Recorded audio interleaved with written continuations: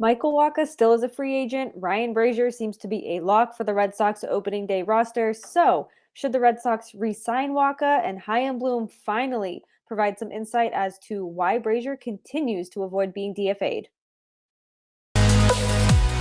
You are Locked On Red Sox, your daily Boston Red Sox podcast. Part of the Locked On Podcast Network, your team every day.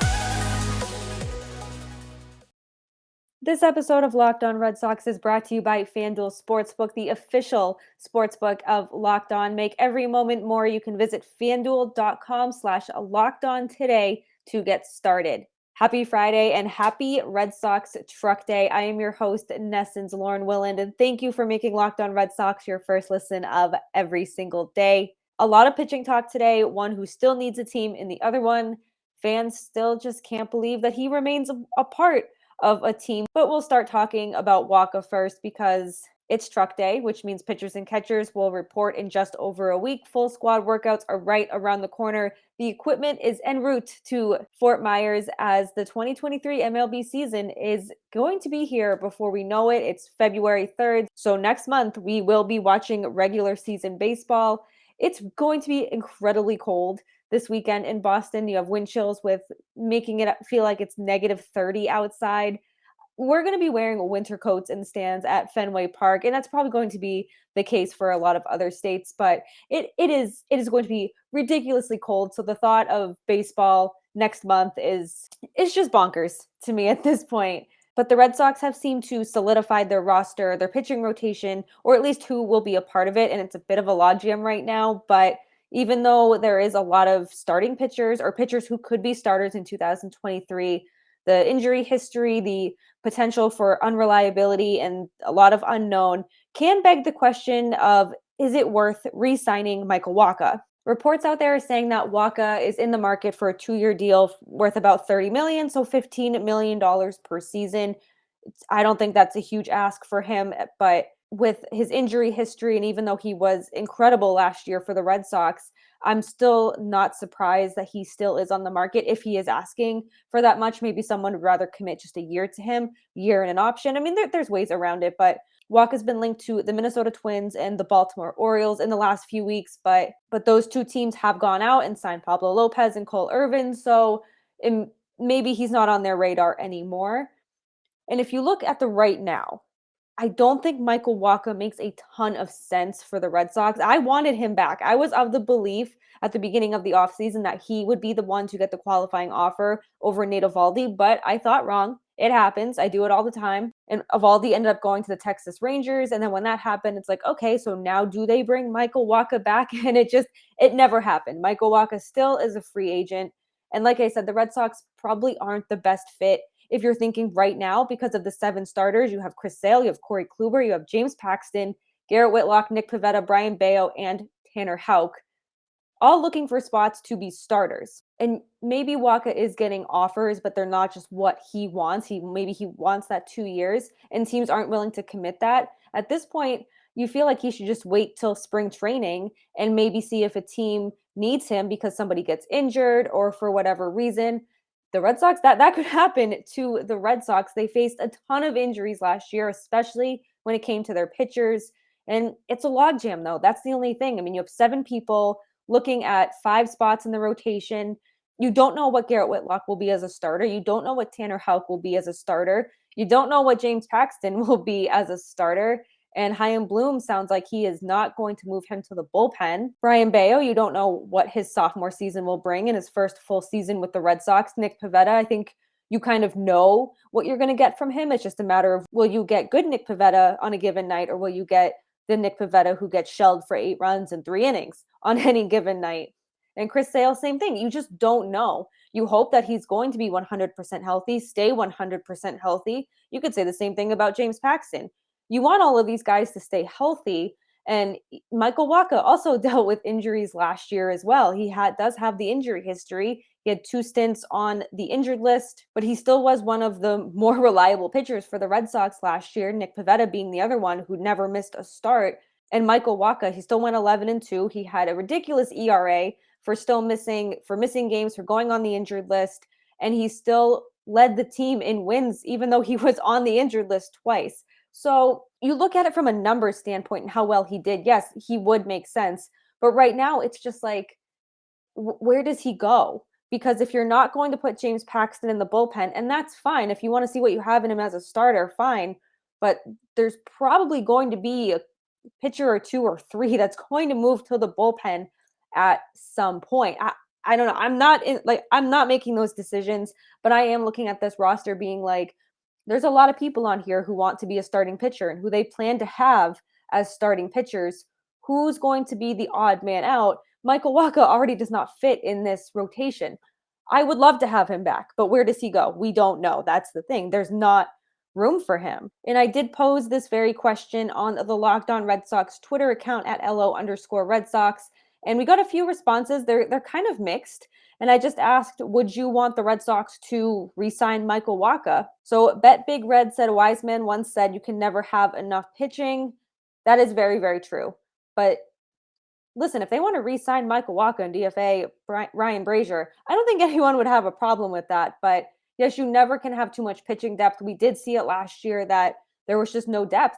There was nothing there. And the guys in Worcester in AA, they're not ready to see MLB action. I'll say it till I'm blue in the face. Brian Bayo was not ready for MLB action when he was called up, to no fault of his own. This is the Red Sox fault for not having adequate depth. So yes, that's an incredibly good point. You can never have too much pitching, too much help, especially on this Red Sox team that does need help, even though the bullpen, for the most part, looks okay. James Phelan says, no, based on the amount of money under the first CBT limit, they should leave some space in case they are in position at the trade deadline to trade for some salary dump players from other teams. Also, a very good point. Lori Hewen says, why not?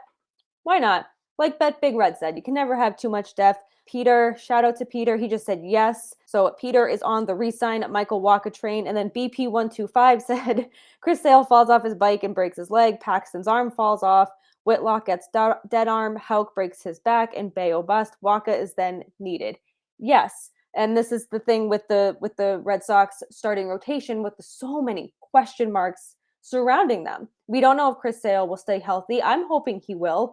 It's just a matter of what happened last year, what we've seen from players like Nick Pivetta, and what we haven't seen from James Paxton because he hasn't pitched, from Chris Sale because he hasn't pitched, from Garrett Whitlock because he hasn't been a starter for the Red Sox. Tanner Houck, same thing. He never really got into a groove as a starter and almost looked like he was going to be the closer last season for the Red Sox. So I think it's weird. Like they need him, or they could use him, I should say, but there's just no room for him. There would be room, however, if they did re-sign him and DFA someone who has just completely avoided being DFA'd somehow, some way all offseason and looks to be a lock for the 40-man roster come opening day, which is just over a month away.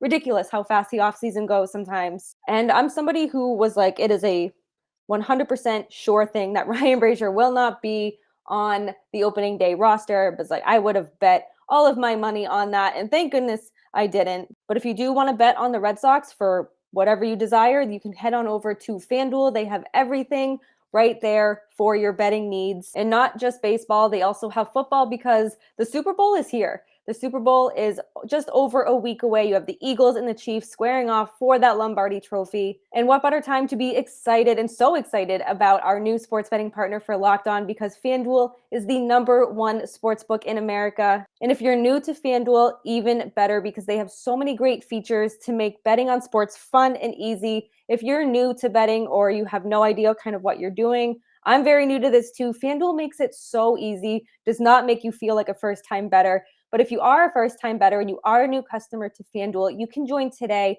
and you can get started with $150 in free bets guaranteed when you place your first $5 bet. All you have to do is sign up and go to FanDuel.com/lockedon. It has all of your favorite bets from the money line to point spreads to player props. I love player props and I love the money line. Those are probably some of the easiest bets to make, especially if you are a first-time bettor. Money line, player props can never go wrong. Plus, you can even combine your bets for a chance at a bigger payout with a same game parlay. Seriously, FanDuel can do it all. And like I said, It does not make you feel like you are a first-time bettor. It is so easy to use, super simple. Get your bets in because the Super Bowl is very, very close, 10 days away. And you can do all of this on an app that's safe, secure, and super easy to use. So football fans, do not miss out. You can place your first $5 bet to get $150 in free bets, win or lose, at FanDuel.com/lockedon. Make every moment more with FanDuel, the official sportsbook partner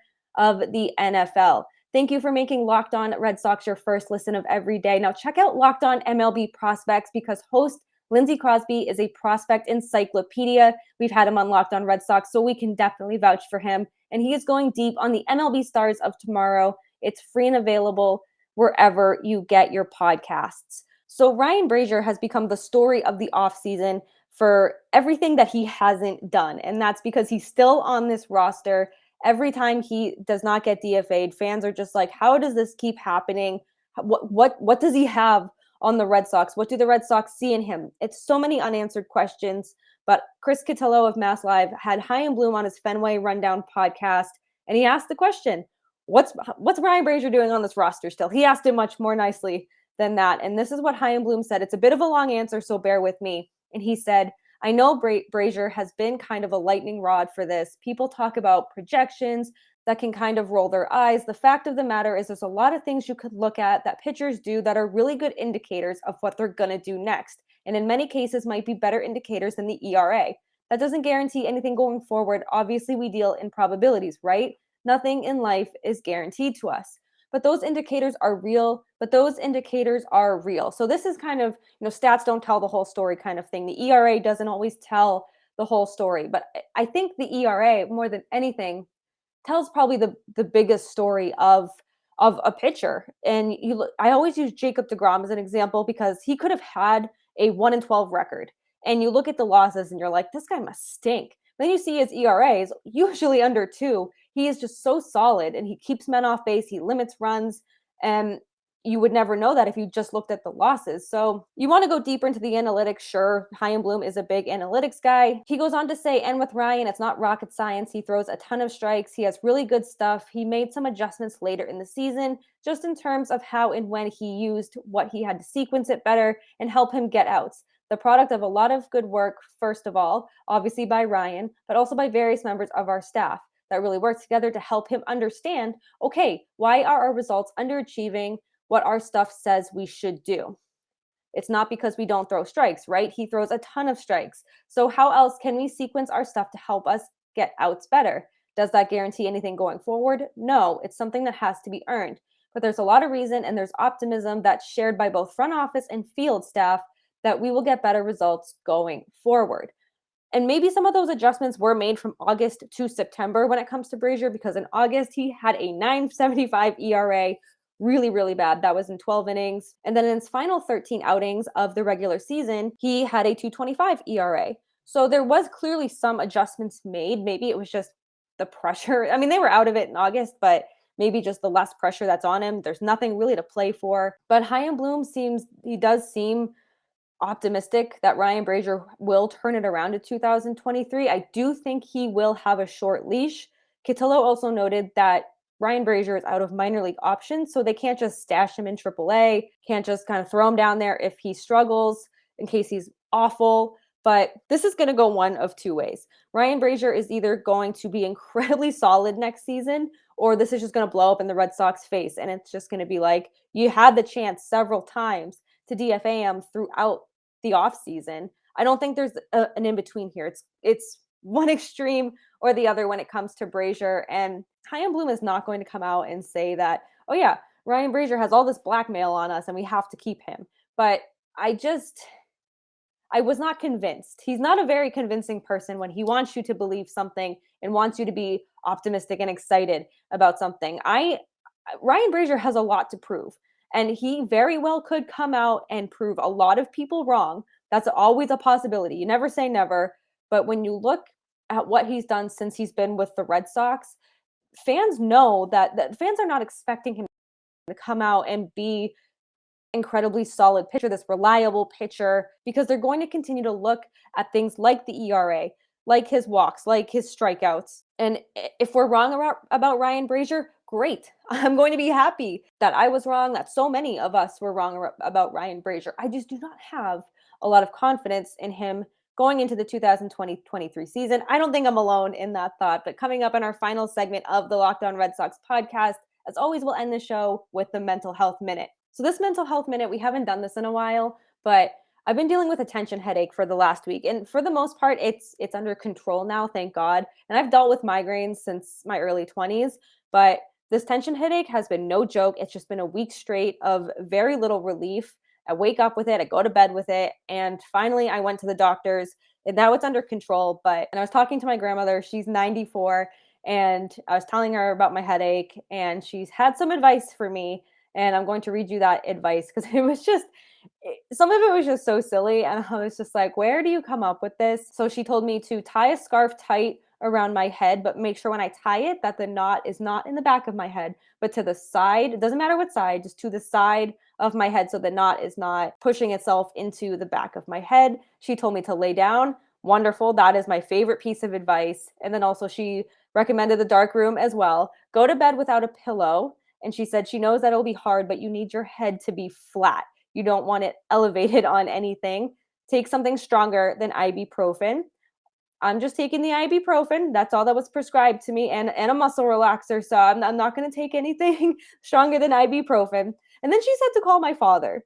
And I didn't know why. She said he dealt with headaches, but like I said, I've been dealing with migraines, and just, oh, call your father. Like this whole list of what I should do. And it ends with call your father. But she means well. She has the funniest quotes sometimes. I do want to make a segment going into the 2023 season about things she says about the Red Sox team, because it's unfiltered, it's raw, it's hilarious, and it's so, at the same time, just so like gentle toward the Red Sox. It's almost like she's being kind of mean, but she doesn't want to hurt their feelings. And sometimes she's just like, screw their feelings.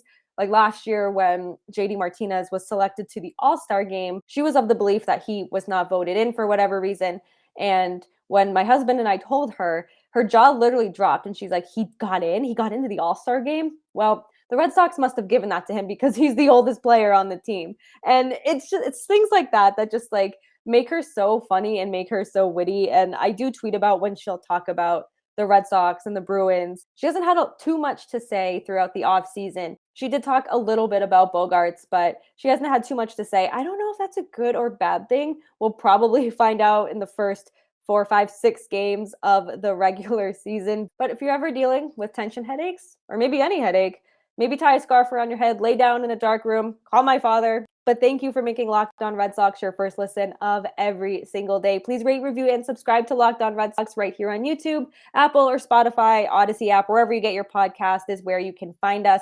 You can also find us on Twitter at LO_Red Sox, Jake at Jake Iggy. He will be back next week. And then me, Lauren, 3 Laws, Lauren with 4 R's. Be sure to check out all the other shows across the Locked On Network, Locked On Yankees, Locked On Phillies, Locked On Reds, Locked On MLB. Everyone does such a great job here bringing you baseball content in the off season. We're all getting excited. Spring training is right around the corner. So a lot of really good baseball content is coming your way. Be sure to check back next week. Jake and I will be back. We'll be talking about predictions that have been thrown out there. We'll ask for your predictions. We'll give our predictions for the 2023 Red Sox team.